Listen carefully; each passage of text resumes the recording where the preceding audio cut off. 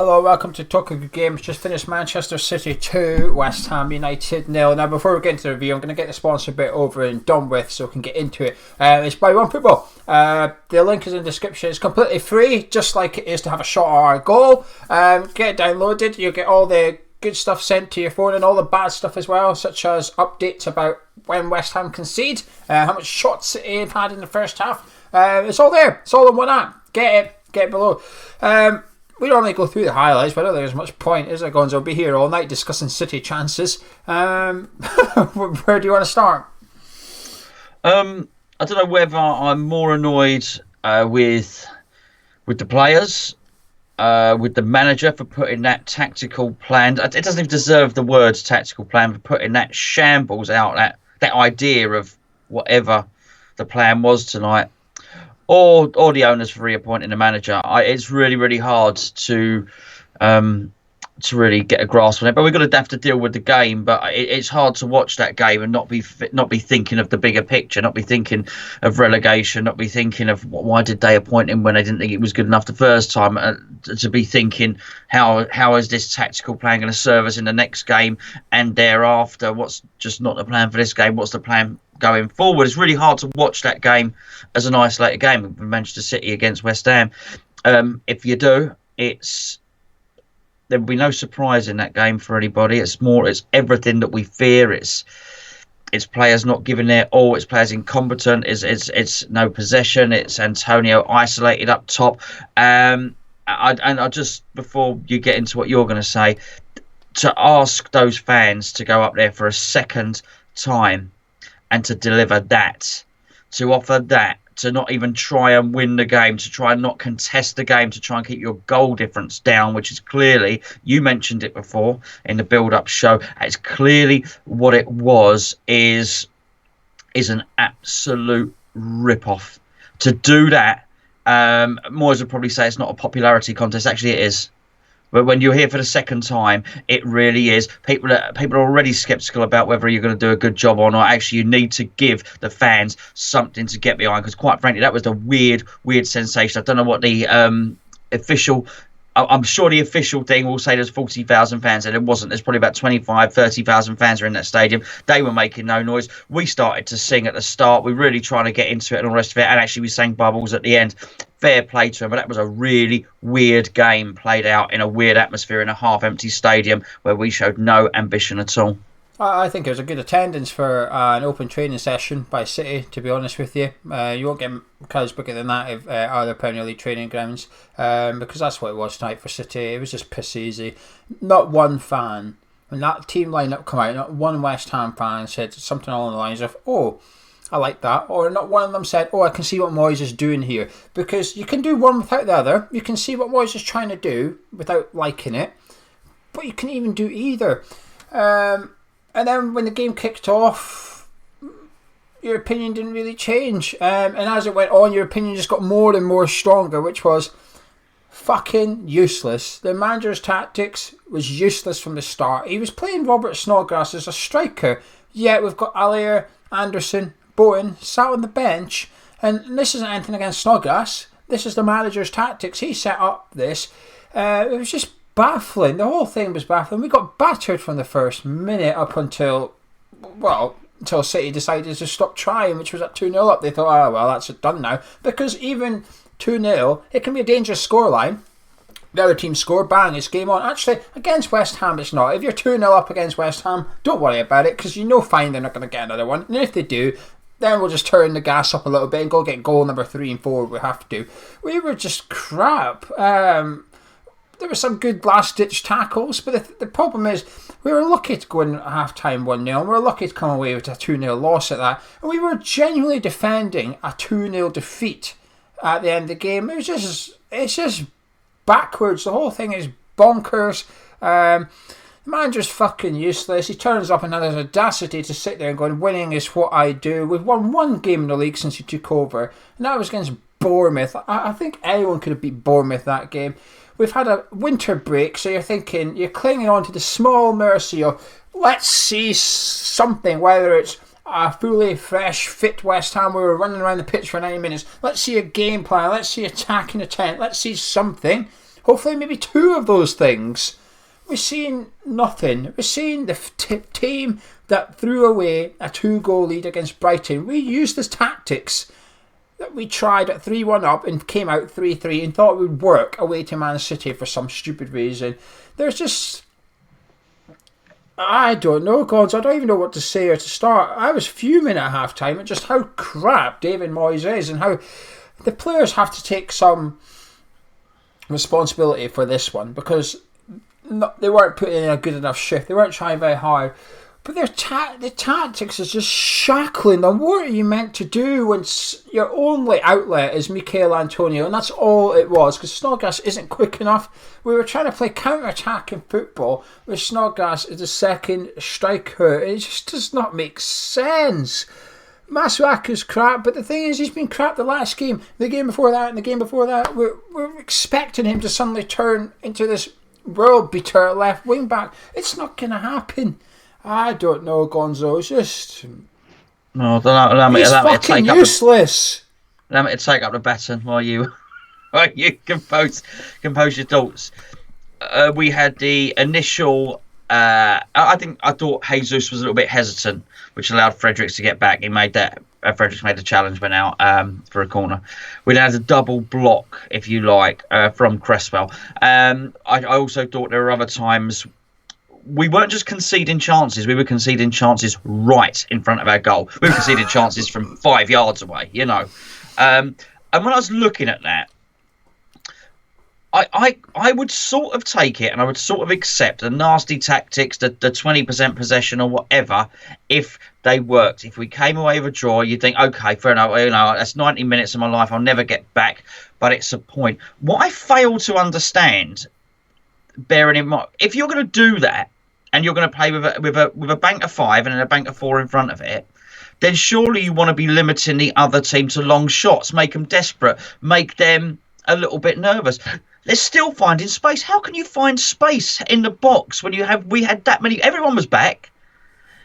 He is useless as setting up a defensive team. That's the whole point. I just think if you're not going to do it, then do something else. It's actually the complete reversal of Pellegrini. Pellegrini was meant to be an attacking manager, and towards the end, he just started playing with one up and started defending. But you couldn't do that. And you know what? He's meant to be an attacking manager. He couldn't attack. We've now got a defensive manager who can't defend. So you just think, well, hold on a second, mate. If you can't defend, and clearly you can't, because even when you've got almost every bloke in the team back there, then you've got to try something else. Go and attack. You might as well. It was painful to watch. And as we suspected in the build-up show, Gio, painfully slow. And what really worried me was, I said in the build-up that I thought Antonio would get so knackered. I was a bit worried at the end he might get an injury.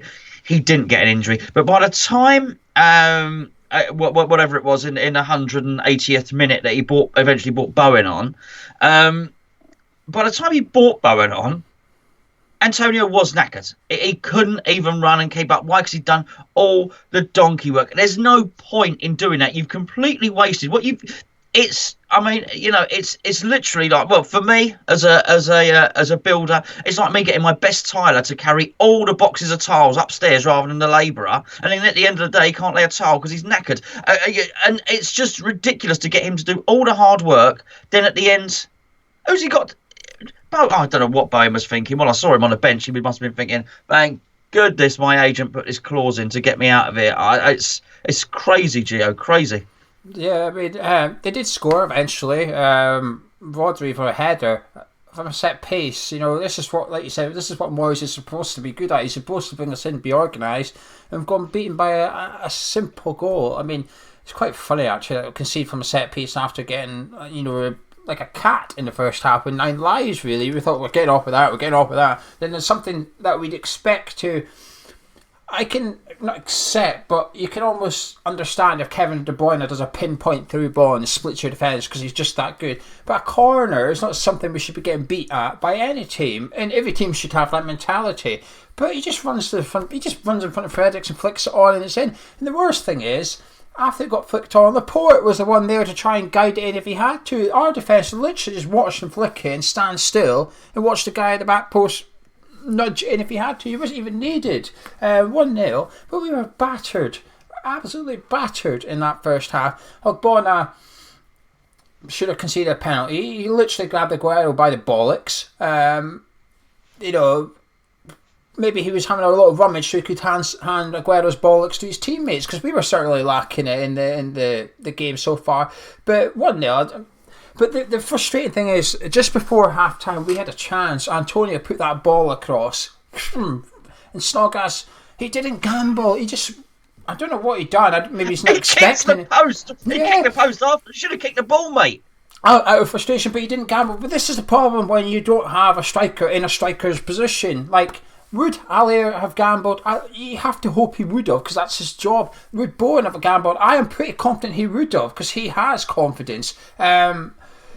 With Anderson, maybe not. But the thing is, they weren't on the pitch. It was Snodgrass there, and he just didn't gamble. He just watched it go past. And he, like you say, went up and kicked the post. And, well, it's a bit late for that now, mate. If you gambled, if you'd taken a chance, it'd be 1-1 somehow. But we had to. That was our only opportunity of the game after that, because after that I was just clinging on to a 2-0 defeat. Then the 2-0, the second goal, if you watch it back, this is really angering me. Kevin De Bruyne gets a ball in the middle of the half, roughly. He dribbles up a little bit, and he's got Rice, Noble and Souček in front of him. All three of them are in front of him. He still finds Bernardo Silva, okay? But let's then accept that. So Bernardo Silva then tries to take on Aaron Cresswell, who... Will Silva get there? Probably, but Cresswell's keeping up with Bernardo Silva, but he doesn't need to, because Kevin De Bruyne comes running past him and sticks in at the front post. And where's Souček, Noble and Rice? They're still where they were when De Bruyne passed him. De Bruyne ran about 10-15 yards, and our three midfielders literally stood still. Fabianski should not be getting beat like that. No. Front post, by the way. That is bad goalkeeping. But at the same time, I can't really criticise Fabianski, because he made a couple of good saves. And he had a lot to do, but finished 2-0, and I thought I was lucky to finish 2-0, Gonzo. Yeah, it was. I mean, going back to the first goal, you have to look at how I just don't get how we conceded. We basically played with, I don't know, what did we play with? 6 defenders and 4 midfielders. We don't have a striker, so the midfielders are you would argue that some of them are defenders anyway. It sounds like there are some massive geezers in there, so how we concede from a corner, I don't know. To put that midfield together, Kevin Nolan said something in the week, which was David Moyes likes you to have input. I think he mentioned something like that, and then he said that, but Moyes will obviously go with his own feelings at the end, but he likes to hear your opinions. Okay, so I think great. So we've got 2 new coaches in there. Did any one of them not say when he was putting that team together, to put a midfield together that slow, and then to put Snodgrass in there as well, who by all intents and purposes, whether you think it was a striker, he was playing somewhere between the lines, somewhere between midfield and attack, and he probably, if you looked at his heat map, crikey, what a contradiction of terms that is, whatever. If you looked at his active areas, let's say, certainly wouldn't find much up the top of the pitch. Why did one of these coaches not turn around and say, "Oh, Gaffer, that's really slow"? We've needed pace for a long, long time, and Souček may well turn out to be a good player when he's got other faster players around him. But we needed pace. Crikey, we've done well to find somebody as slow as that and put him into the team. He's basically been. What worries me, he's been bought because he's tall. I often think. I think his first touch is okay, and I think his passing can be okay, but you're going to have runners around him. And it's so often we saw him try. There was a painful bit. I wish I remembered it was the 70-something minute. Antonio broke, and you had Snodgrass and Souček trying to run. They realised he had the ball, and Antonio was running at the City defence, and he needed 2 people to overlap. They were so slow, they couldn't catch up with him, never mind overlap him. It was quite embarrassing, actually. But I just don't know, for the substitution to take so long, Gio, when you're watching how slow everybody is. You think, come on, do something. 1-0, do something. Okay, no, 2-0. Okay, do something. At one point, I saw Lanzini and Anderson warming up. I thought, well, I think he's still. Did we not finish the game with one substitution left in the bag? Yeah, he's done it every game so far except when he had to sub the keeper, and then against Brighton, I think he did all 3 subs. I can't believe it. I cannot believe. I guess I can, but it doesn't make it any less frustrating. I can believe it, and it's not a good thing. I'm not surprised by tonight's lineup. I'm disappointed because he's had a bit of time, and I was trying to give him the benefit of doubt because he hasn't really had time since he's come in. It's been game after game. He had plenty of time for this one. It's not worked at all. We look just as crap. His tactics are just as crap. His intention is just as crap, which is the big concern for me. You're just to counter your thing about Nolan. You have to remember Nolan was slow. So Nolan will believe you can win games with a slow number 10 because he was good at that role. So he'll be thinking, you don't need pace if the guy that plays in the attacking midfielder's role is good positionally, timing and stuff like that. You can play that. I'm not saying that's why Snodgrass played there, but I think you almost need someone in his ear that has played in a successful counter-attacking team almost to say, hang on a minute, this is not going to work here. But it's just the game plan was crap. It was just nothing good. The substitutions, Bowen, come on. Bowen, did you see that through ball Bowen did? He tries to play Masuaku in. Played it in. And Masuaku stood still. You can see Bowen like, what are you doing? The innocence of youth. He expected Masuaku to keep running. Bless him. Bless his little heart. He will now know that Masuaku doesn't. Clearly, Bowen doesn't understand the pass and stand still mantra of some of the West Ham players. But it's the way Masuaku did his thing. He just did that thing. He put his arms up, bowed over and just put his arms down slowly as if like, oh, sorry, I was just the way to run there, but you just caught me off guard a little bit. But what frustrated me in the first half mainly was either Antonio would run, but the guy with the ball would hesitate to pass to him, like as if go, is he going to run? He was running every time and just kick it. It's the most simple tactics in the world. All you have to do is land it between the 18-yarder and the defence, and Antonio's got half a chance. Within the first 2 minutes, Antonio won that header against Laporte. Free kick given. Shouldn't have been a free kick, but within 2 minutes of the game, There's was your clue. Antonio's got him. Antonio is beating him for pace and power in the air. Let's keep doing that. But every time Antonio did a run, they hesitated. They took 2-3 touches longer. Then there was a couple of times where Antonio didn't run. He'd hold his line because he's thinking, hang on a minute, I need to wait here. But then the person with the ball would also hold on a little bit and we'd end up going backwards. I thought, we've come up with the most simple tactic, which is just boot it. We can't even boot it. We can't even master just boot it over the top. And I thought, bloody hell, we're not even asking much here. All we're asking is you allow Antonio to have a sprint race against the centre back. We couldn't even do that tonight. The whole thing was just rubbish. When Bowen come on, I felt sorry for him because that through ball thing happened. His first interaction with the game was to block a cross for a corner. He was in a right back position. I thought, bloody hell, this guy's come on. He's thinking we're 2-0 down. What are we doing? Let's get up the pitch. I felt sorry for one player in particular. Do you want to talk about player performances now? Yeah, okay. I mean, Masuaku is he was good for City tonight. I don't really. I'm rarely stuck for words, Gio, as you know. I am gobsmacked by him. To say he's useless wouldn't be right. We have a player who tries about 70% or something like that. He is the least committed footballer I've seen in quite some time. There was a point, again, I wish I could remember the minutes. I usually write stuff down. I stopped. It was so bad. So did I. I stopped when Kevin De Bruyne scored. I just didn't bother writing anything else. Yeah. There was a point where one of the defenders, it possibly was Kyle Walker, miscontrolled the ball, and it was a 50-50 ball there to be won. And I don't mean a tackle. It would have been a sprint. And I say 50-50. I think Masuaku was a bit closer. And I just thought, why are you not trying to run for that? He didn't. What he did was he just tried to step back to then try and do the interception. It almost overthought it too much.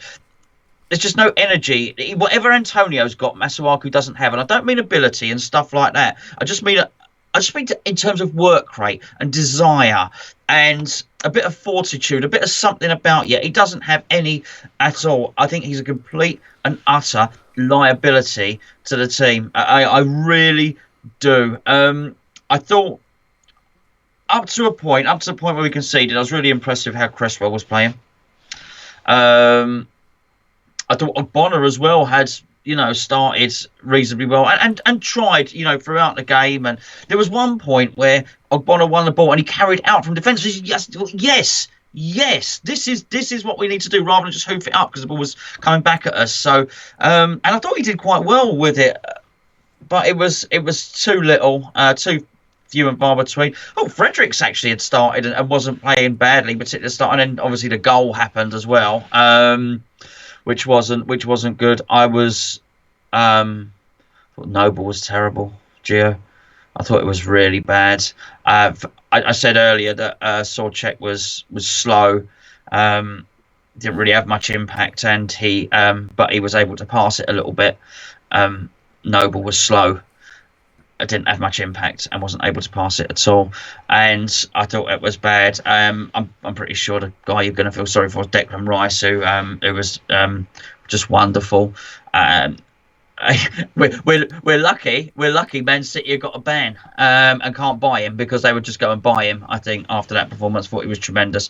But I enjoyed Declan Rice because you've got about 12 more games with him playing for West Ham. I'm pretty sure about that.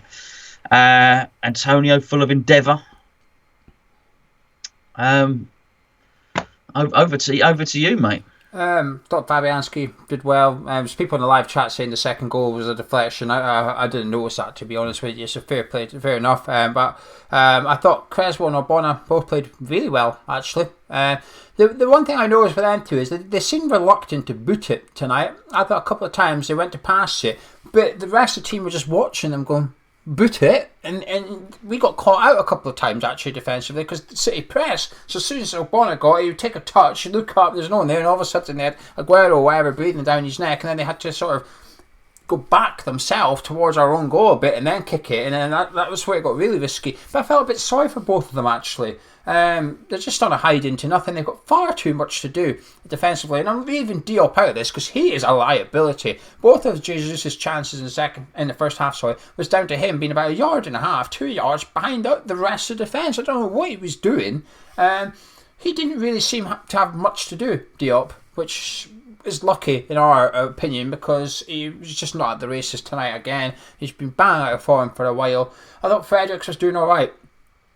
Even when he went off injured, I thought he was doing okay. He was holding his own. He was using his pace and his body well defensively. At fault possibly for the first goal. But something, this is where is this whole thing, are we zonal marking, are we player marking, what are we actually doing? Because Frederick stood still and jumped up, whereas Rodri ran forward and jumped, so he had a much bigger stride and leap and whatever.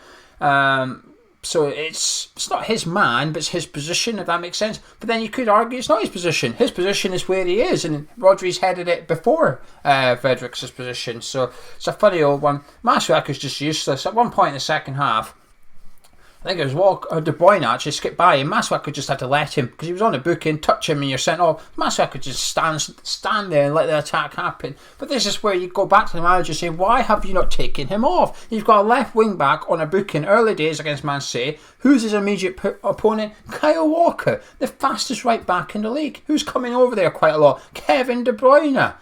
Get him off, help him out a bit. Get him out the firing line and say, right, we're a goal down, we're 2 goals down, whatever. We're not going to switch to back four, push Cresswell out there, we're going to get you off, Masuaku.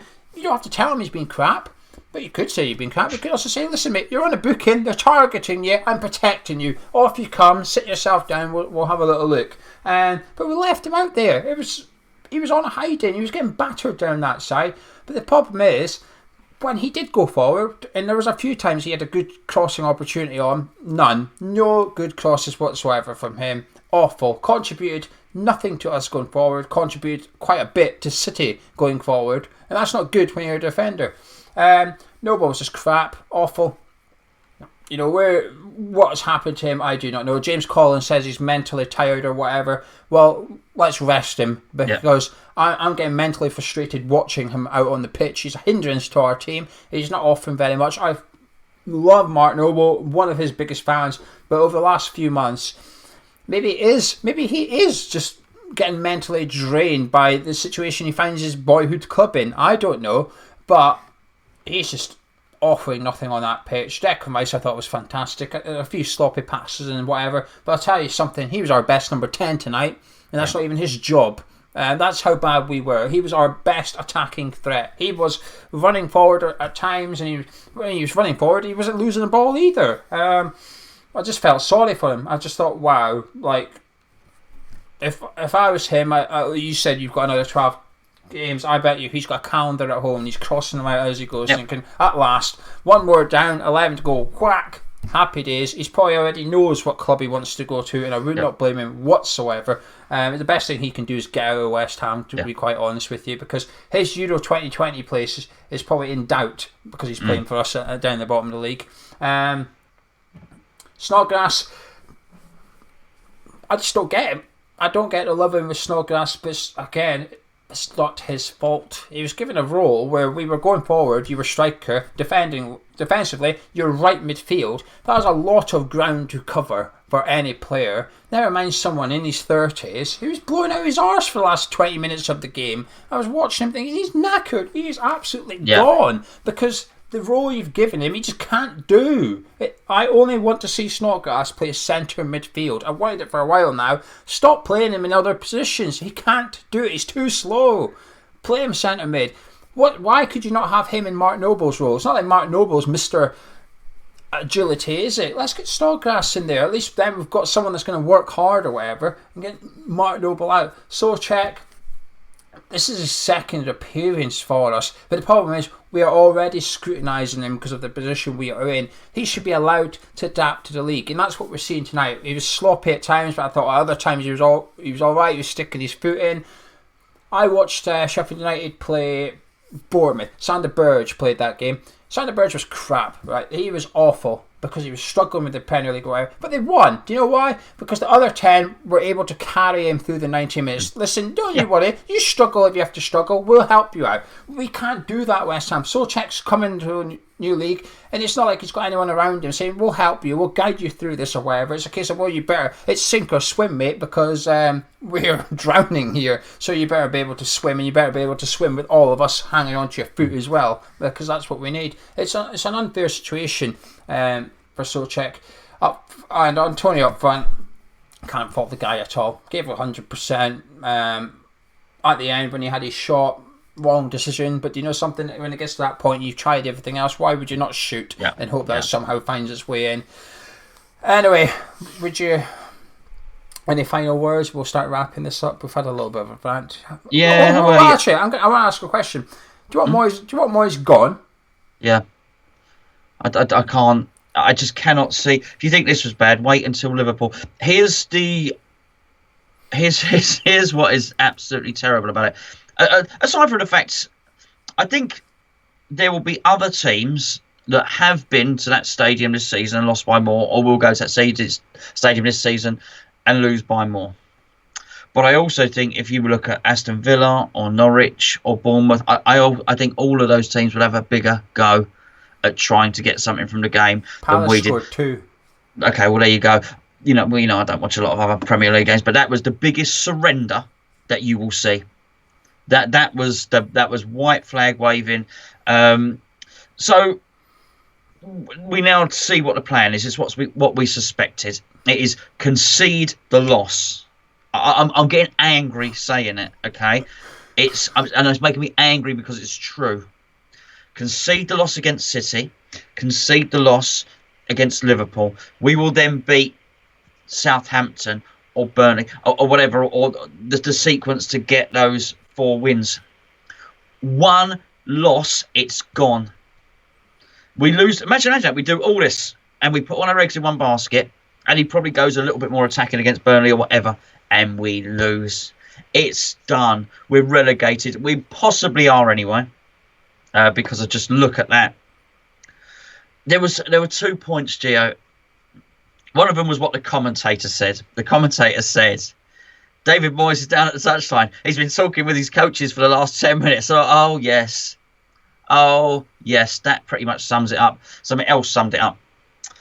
Rodri, It will injure a lot of players, by the way. I can't remember. In the last game, he injured one of our players as well. Rodri he knew what he was doing with that shoulder check. He knew what he was doing there. He's a naughty boy. That's for sure. I'd love us to have somebody needs to go in there and nobble him early doors in a game. Somebody does. Probably won't be Masuaku, but that's what they need to do with that guy.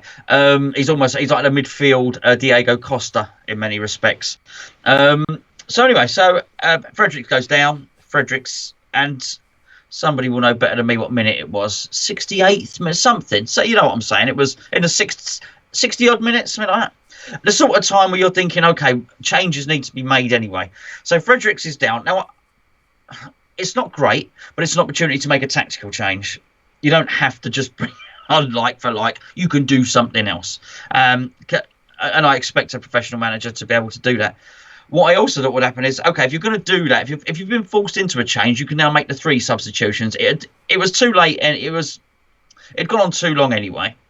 And at that point, Robert Snodgrass goes and stands next to David Moyes while Fredericks is getting treated. They're in deep conversation. I'm watching them in deep conversation, Gio. I'm thinking, this boy's not going off.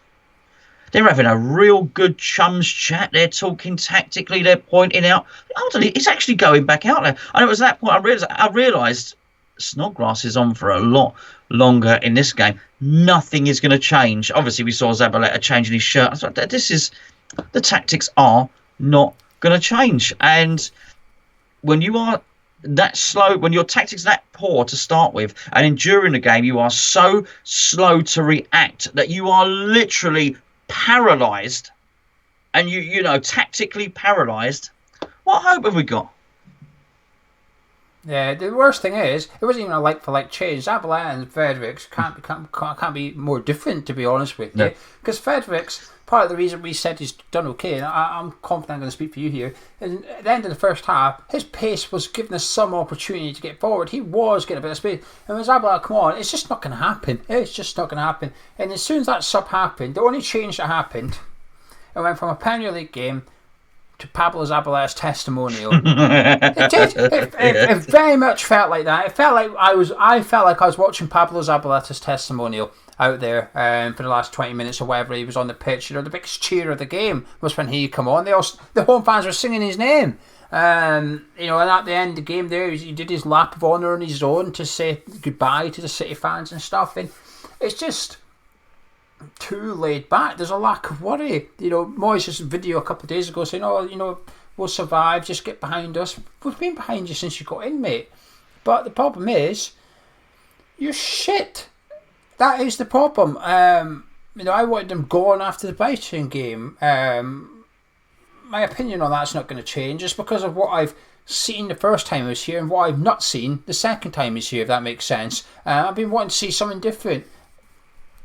I am convinced we'd have more points today if we kept Pellegrini, and that means I don't think sacking Pellegrini was necessarily the wrong thing. It's replacing him with David Moyes that was the wrong thing. That's why a big part of the reason I didn't want Pellegrini sacked is because I felt the option was Pellegrini or David Moyes. I didn't want Moyes because this bollocks that we're getting served up now is inevitable as soon as you come in the door. And the worst thing is you come in saying about winning is what I do, mate. You've got the worst win ratio in our history of managers at West Ham United. It's just, this is the guy we're asking to get us out of relegation. It's just not going to happen. And the worst thing is we've got Liverpool away next. It just gets worse. It just gets worse. He's probably, I don't know, but I bet you tonight, he's done his post-match stuff. I've got my TV on there. It's on mute though. I bet he said something about how the players tried really hard. We were unlucky. Some teams will get worse than a 2-0 hiding actually had. He'll come away relatively happy with a 2-0 defeat. And the whole thing is just... Well, I'd say he needs to, even if he just spends 20 seconds thinking about those people on the coach on the way back and how he's given them nothing to cheer. And I think it's a complete disservice to anybody that's gone up to that game. I really, for the second time, by the way, I really bang out of order, actually. It's a disservice to his players as well. You know, you cut our bench, Alier, Anderson, Lanzini. Well, he's not been at the races. It's still a talented player there. We've just spent 20 million or whatever on Jared Bowen, and Oh, I don't even know. I'm going to give up. Right. Shall we end it there? Yeah. Let's go. Anyway, if you've enjoyed this review somehow, drop a... You might have. Yeah. Drop a like on it. Subscribe if you're around here. We'll be back some night soon. It's a Monday night game, so we normally do the previews on a Thursday. Because it's Monday, we'll probably not get back to the Friday or something. We'll be doing a Liverpool preview later this week anyway. Catch you in a bit.